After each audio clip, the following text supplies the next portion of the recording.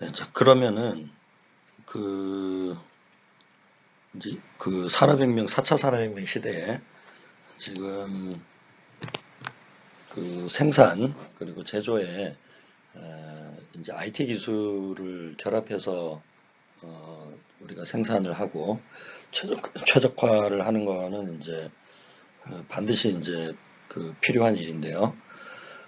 최근에 이러한 기술들을 우리가 디지털 매니팩처링 테크놀로지라고 이야기를 하고 있어요. 그래서 이 디지털 매니팩처링 테크놀로지 뭐 여러 가지 다른 용어로 부르는 사람도 있는데 버추얼 매니팩처링이라고 부르는 사람도 또 있고요. 이러한 기술의 전반에 대해서 좀 알아보도록 하겠습니다. 그리고 이제 그 생산에 관한하는 그 뭔가를 만드는 제조 혹은 생산에 관한하는 항상 여러분이 이제 이런 큰 그림을 가지고 있었으면 좋겠어요. 그래서 PPR 스트럭처라고 Product Process Resource. Product은 이제 제품 설계의 영역이에요. 그리고 Process는 그 제품을 어떻게 만들까 하는 공법 설계와 공법 검증의 영역. 그리고 Resource는 그 프로세스를 실제 현실에서 수행하기 위한 기계 장비들을 이야기를 합니다. 그래서 그 어떤 산업이든 간에 그것이 자동차건 반도체건 조선이건 간에 이 세 가지 영역으로 이루어져 있습니다. 이루어져 있고 제품은 우리가 이제 뭘 만들까에 관한 것이죠.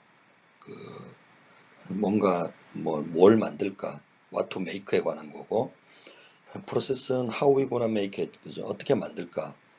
그러니까 이 프로덕트를 리얼라이즈 하는 거는 프로세스가 하는 거고, 이 프로세스를 또 현실에 존재하게 하는 거는 리소스가 하는 거죠. 그래서 프로덕트 프로세스 리소스로 여러분이 기억을 해주길 바라고요.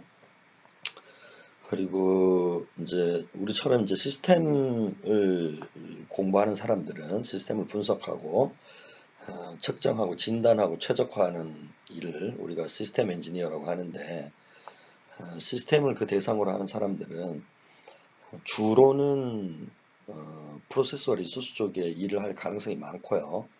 근데 프로덕트 쪽에도 시스템이 없는 건 아니기 때문에 프로덕트 쪽에도 뭐 일부 할 가능성이 있지만 주된 영역이 프로세스와 리소스의 영역이다라고 보시면은 문제가 없을 것 같습니다.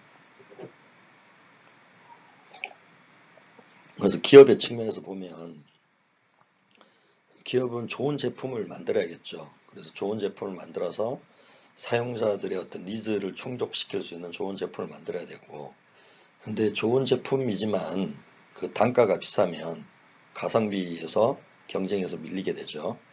그래서 그 생산 단가라는 부분이 결국은 얼마나 효율적으로 생산하느냐의 문제인데, 그 생산의 효율성을 결정하는 부분이 프로세스와 리소스 부분입니다. 그래서 프로세스와 리소스는 상당 부분은 이제 서로가 굉장히 밀접하게 엮여 있어요. 물론 이제 프로덕트 프로세스 리소스 다 세 가지 다가 밀접하게 엮여 있지만 특히 프로세스와 리소스는 이제 그 밀접도가 더 강하다고 보시면 되고요. 그래서 우리가 일반적으로 생각할 때 제품 설계를 하고, 그죠? 제품을 설계를 하고 이게 결정이 돼야 되잖아요. 우리가 이제 설계를 프리즈 한다고 그러는데 설계를 얼린다고 프리즈 한다는 표현을 써요. 그래서 설계가 완료가 됐다는 뜻입니다. 완료가 되면은 이제 공법 설계를 시작할 수가 있죠. 그죠? 뭘 만들지가 결정이 안 된 상태에서 공법을 설계할 수는 없잖아요. 그러니까 뭘 만들지가 결정이 되면은 공법 설계를 할 수 있고, 그러니까 어떻게 만들지를 계획을 하는 거예요. 그래서 보통은 이 공법이라는 부분이 수백 가지 혹은 수천 가지의 어떤 단위 공정을 거쳐서 최종 제품을 만들게 되는 거죠. 그리고 그 공법이 완료가 돼야 이제 장비나 공장을 설계할 수 있죠. 이론상으로는 프로덕트와 프로세스와 리소스는 시퀀셜한 거죠. 순차적인 거죠. 그죠? 프로세스가 결정이 안 된 상태에서 프로덕트이 결정이 안 된 상태에서 우리가 프로세스를 설계하거나 리소스를 설계하는 건 곤란한 일이죠. 뭘 만들지가 결정이 안 됐는데. 네, 여러분 컨커런트 엔지니어링 이야기를 들어봤는지 모르겠는데 동시공학이요.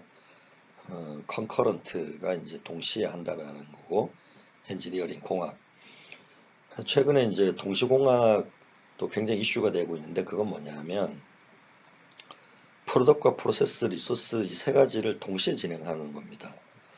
어떻게 보면 말이 안 되죠. 뭘 만들지가 결정이 안 됐는데도 불구하고 어떻게 만들지를 동시에 설계하고 그 설비도 설계를 동시에 한다는 뜻이에요.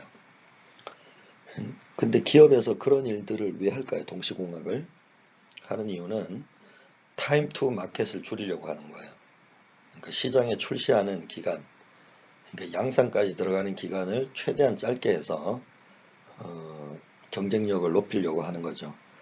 예를 들어서 지금 이제 어떤 요즘 트렌드가 있어요. 그 트렌드 요즘 젊은이들이 어떤 좋아하는 색상이라든지 어떤 트렌드에 맞춰서 자동차를 설계를 해요. 근데 만드는데 양산까지 가는 데가 5년이 걸린다고 칩시다. 그러면 5년 뒤에 실제로 이 제품이 시장에 나올 때는 이미 그 트렌드가 다 지나가고 난 뒤죠. 그래서 이 양산까지 가는 기간이 길면, 즉 타임 투 마켓이 길어지면은 기업의 경쟁력은 약화될 수밖에 없어요. 그래서 그 기간을 줄이기 위해서, 조금이라도 줄이기 위해서 최대한 노력을 하는 거죠. 그래서 최근에 이제 그 탑 클래스에 있는 자동차 메이커들은 제품 설계부터 양산까지를 1년 안에 해내는 업체들도 있어요. 그리고 늦어도 2년 정도는 하고.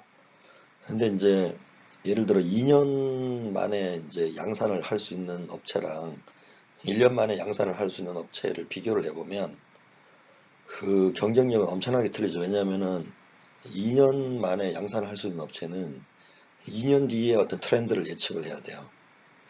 굉장히 어렵죠. 1년 만에 할 수 있는 업체는 1년 뒤에 트렌드를 예측하면 됩니다. 물론 1년 뒤도 어렵습니다. 근데 2년 뒤를 예측하는 것보다는 10배 정도 쉽죠. 10배, 2배 쉬운 게 아니라 10배 정도 쉽다고 볼 수 있습니다. 2년 뒤는 그야말로 어떻게 될지 모르는 거죠. 그래서 모든 업체들이 이 타임 투 마켓을 줄이려고 최대한 노력을 하기 때문에 이 동시공학이라는 그 학문 분야가 발전을 했어요. 그거는 프로덕트, 프로세스, 리소스를 동시에 설계를 하는 거예요. 물론 이제 우리가 전혀 만들어 보지 못했던 뭐 새로운 제품을 만든다면 이것 자체는 불가능합니다. 불가능해요. 만들어 본 경험이 없는 제품을 만드는데 이걸 동시에 진행한다는 건 거의 불가능하고요. 근데 예를 들어서 뭐 수십 년간 자동차 업계에 있었어요.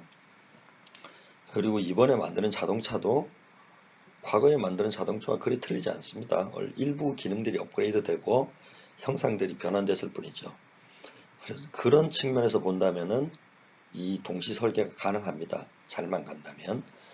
그래서 기업들이 이제 컨커런트 엔지니어링에 굉장히 관심을 갖고 있고, 그 생산에서 컨커런트 엔지니어링이라는 것은 결국은 대표적인 거는 프로덕트 프로세스 리소스를 이론적으로는 프로덕트 설계하고 완료되고 난 다음에 프로세스 설계하고 완료되고 리소스를 설계해야 되는데 그렇지 않고 프로덕트과 프로세스 리소스 설계를 동시에 해서 동시에 끝내겠다라는 게 컨커런트 엔지니어링의 최종 목표고, 그것의 어떤 그 의도는 뭐냐 하면은 타임 투 마켓을 최대한 줄여서 그 시장 경쟁에서 승리하는 게 목표라고 할 수가 있습니다.